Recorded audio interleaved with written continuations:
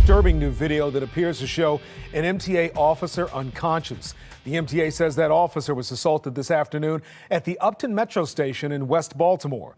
The officer was taken to the hospital and is expected to recover. Now, investigators say that they are trying to identify this man. They say he's a person of interest in the officer's assault. MTA police are now urging anyone with information about this case to give them a call and call them at their criminal investigations unit. That number, 410-454-7720.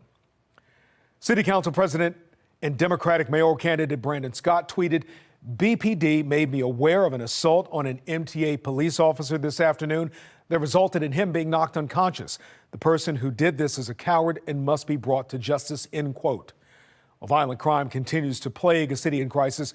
259 people have been killed in the city so far this year. That is 5 fewer from the same time last year. Now, Baltimore is on track to have more than 300 people killed for the 6th year in a row. In 2014, more than 1,900 people have been killed in Baltimore. This includes Marcus Parks, a 20-year MTA veteran who was shot and killed yesterday while driving a bus. Last month, a 14-year-old Tyquan Jones was shot and killed in Northeast Baltimore. He was a student at Reginald Lewis High School. Well, police say the young victim was also armed.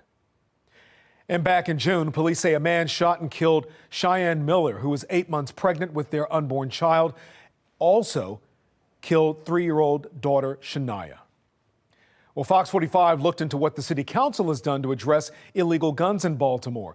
In 2017, then Police Commissioner Kevin Davis and former city council president Jack Young introduced legislation that would ban handguns near places like parks, churches, and schools. The misdemeanor imposed a mandatory sentence of 1 year and a $1,000 fine. In the end, the bill went through many changes and ended up passing by 1 vote. They poison pilled the bill. They passed it, but it does not serve the intended purpose.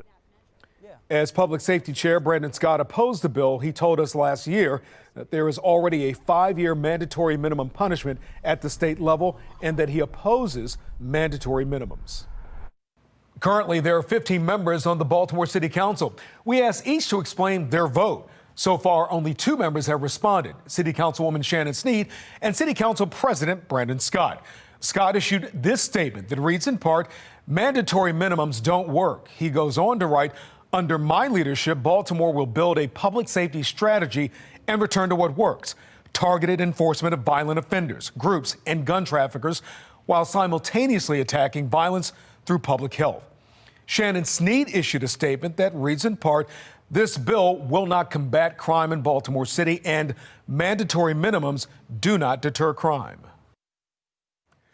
Well, as the city's crime crisis rages on, there remains frustration about how city leadership is handling it and why no new bills to hold repeat violent offenders accountable have been introduced by the council. Fox 45's Dan Lamparello spoke with city residents about how they feel their elected leaders are handling the situation. Dan? Well, Kai, they tell us they're fed up tonight, not only about that lack of action by city leaders, but also with just being afraid to walk down the street in their own city. No matter where you are, East Side, the West Side, Murphy Homes, Cherry Hills, or where you're headed in Baltimore, no compassion at all. City crime always seems to conquer the conversation. It's terrible.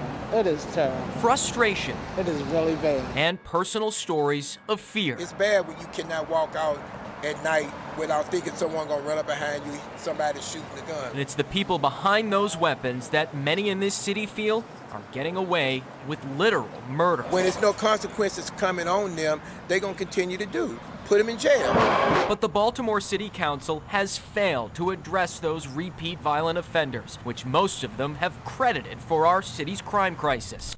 Our investigation found over the past 10 years, only 1 piece of legislation narrowly passed, resulting in nothing more than a slap on the wrist for those arrested. So they need to come up with legislation that's going to make these people pay for the consequences and the crimes. There's nothing that really city council can do to stop this type of random act. Political analyst John Deedy says the state legislature holds a lot more power in holding repeat offenders accountable, but the city's continued turnover in leadership also isn't helping. Baltimore's biggest problem is we go through mayors like we go through police chiefs, and there's no stability. Stability and safety. Safety is everyone's responsibility. People of this city are desperately searching for. Before you go to bed at night, somebody's died. When you wake up, somebody's died. It needs to stop. Now, there have been some bills introduced on the state level that do address some of the issues that we were just talking about, especially those illegally carrying guns on city street. But experts tell us tonight most of them have either not passed or have been watered down as well.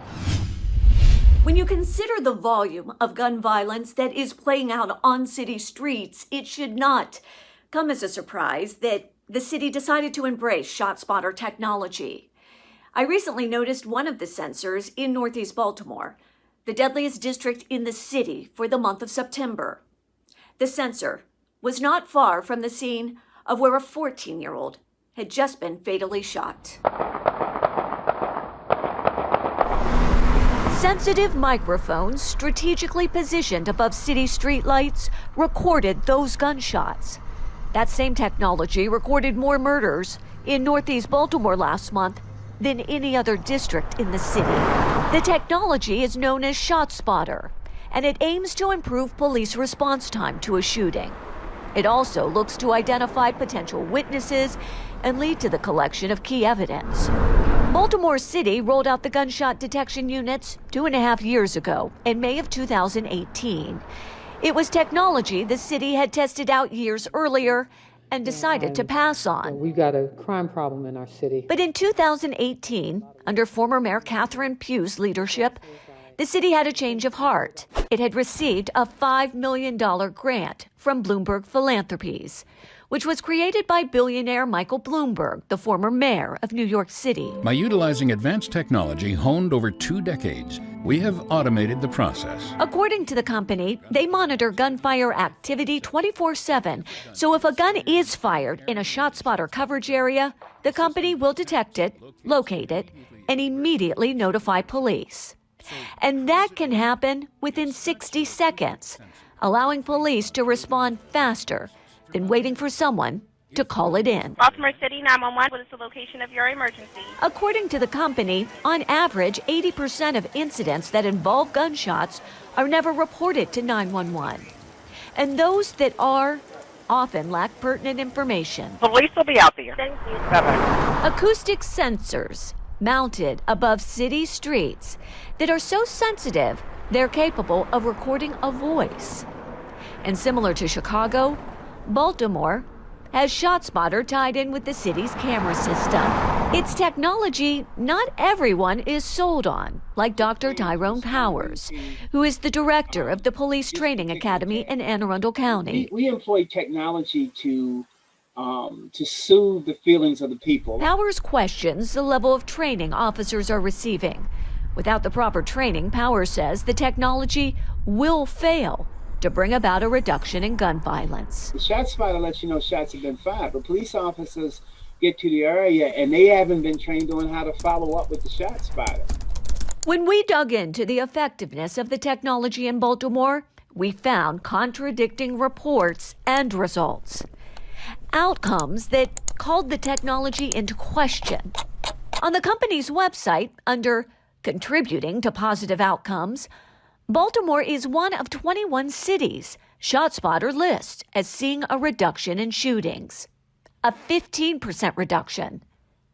That 15% figure is based off what's contained in this report released by the Baltimore Police Department. That report covers the same time frame as the city's budget, yet in the budget, it's not success, but failure.